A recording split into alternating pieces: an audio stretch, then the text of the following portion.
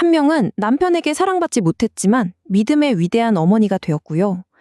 다른 한 명은 모두의 사랑을 독차지했지만 결국 비극의 시작이 되었습니다. 아니, 어떻게 이런 일이 가능했을까요? 오늘 이 이야기에서는요, 수천 년 전 두 자매의 선택이 어떻게 여러 세대에 걸쳐서 완전히 다른 두 개의 운명을 만들었는지 그 영적 유산의 비밀을 한번 파헤쳐 보겠습니다. 자, 이 이야기는 우리 모두에게 아주 근본적인 질문 하나를 던집니다. 과연 하나님은 우리 눈에 보이는 화려한 외적인 모습을 보실까요? 아니면 그 누구에게도 보이지 않는 우리 마음의 중심을 보실까요? 이 고대의 이야기가 바로 그 답을 품고 있습니다. 그 답을 지금부터 함께 찾아가 보시죠. 오늘 이야기의 두 주인공 바로 레아와 라헬입니다. 이 두 사람의 삶은 속사람과 겉사람이라는 이 핵심적인 단어로 딱 요약될 수 있어요. 레아는 온유한 내면, 즉 속사람이 강한 사람이었고, 라헬은 눈부신 외모, 겉사람이 화려한 사람이었죠. 정말 이 작은 차이가 모든 것의 시작이었습니다.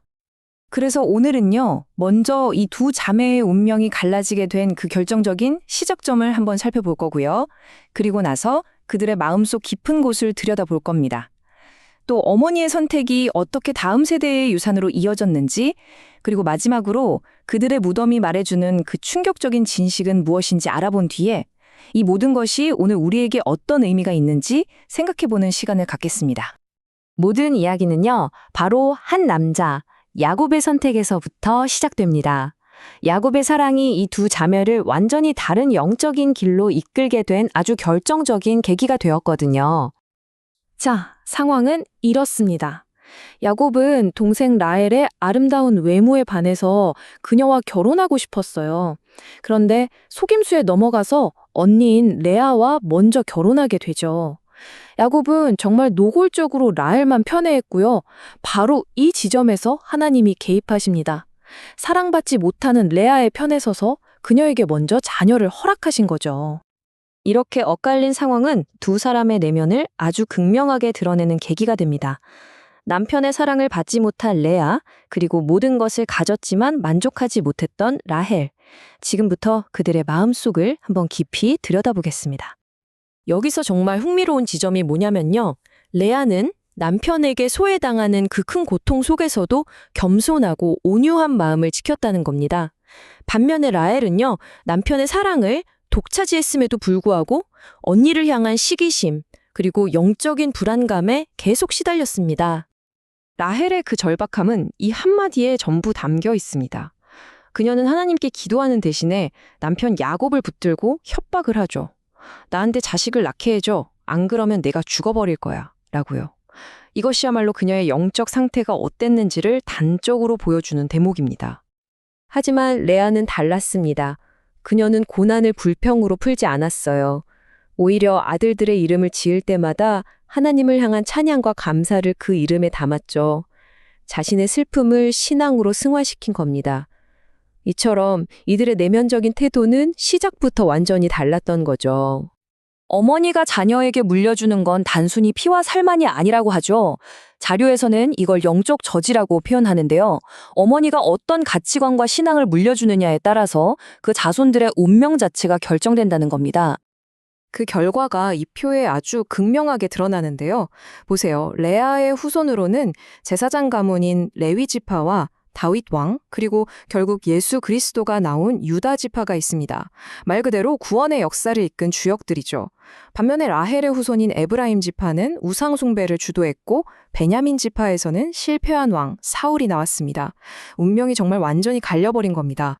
라헬의 영적 유산이 낳은 비극적인 결과들을 좀 더 자세히 볼게요. 그녀의 후손들은 이스라엘 전체를 우상 숭배에 빠뜨렸고요.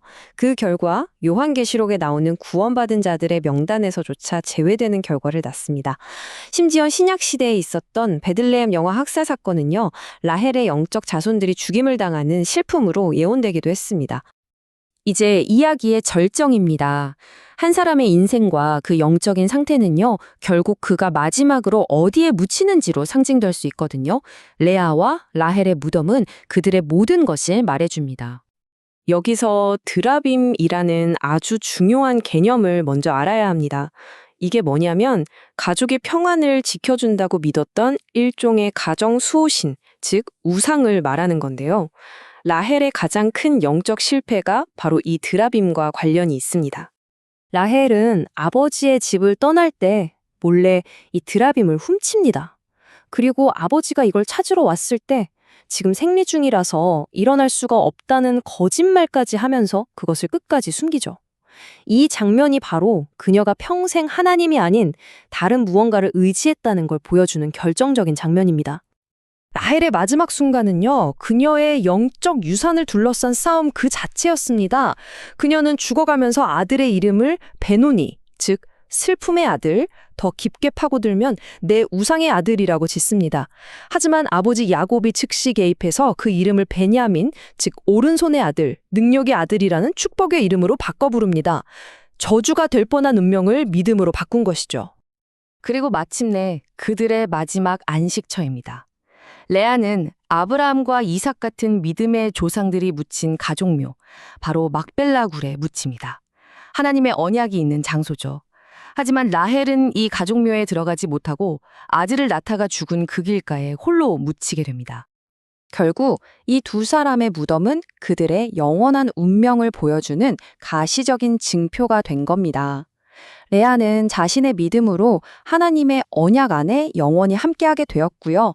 라헬은 평생 놓지 못했던 그 우상 때문에 언약의 바깥에 남게 된 것이죠. 그렇다면 이 아주 오래된 이야기가 오늘을 사는 우리에게 주는 교훈은 무엇일까요?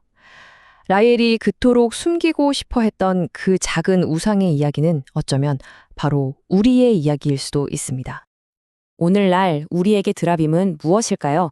그건 돈일 수도 있고 성공적인 커리어, 또 남들에게 인정받는 사회적 지위, 심지어는 우리 자녀의 성공 그 자체가 될 수도 있습니다. 하나님보다 더 의지하고 그것 없이는 불안해지는 모든 것, 그게 바로 우리의 드라빔입니다. 이 모든 이야기를 관통하는 핵심 메시지는 결국 이겁니다. 우리 눈에는 보이지 않는 속사람, 즉 우리가 마음 깊은 곳에서 진정으로 의지하고 예배하는 것이 무엇이냐에 따라서 우리 자신뿐만 아니라 다음 세대에까지 영향을 미치는 영원한 유산이 만들어진다는 사실입니다. 그래서 마지막으로 이 질문을 던져봅니다. 라헬이 낙타 안장 밑에 그것을 숨겼던 것처럼 당신은 인생이라는 이 여정길에 어떤 숨겨진 우상을 가지고 가고 있나요? 그 우상이 어쩌면 당신의 영원한 유산을 결정할지도 모릅니다.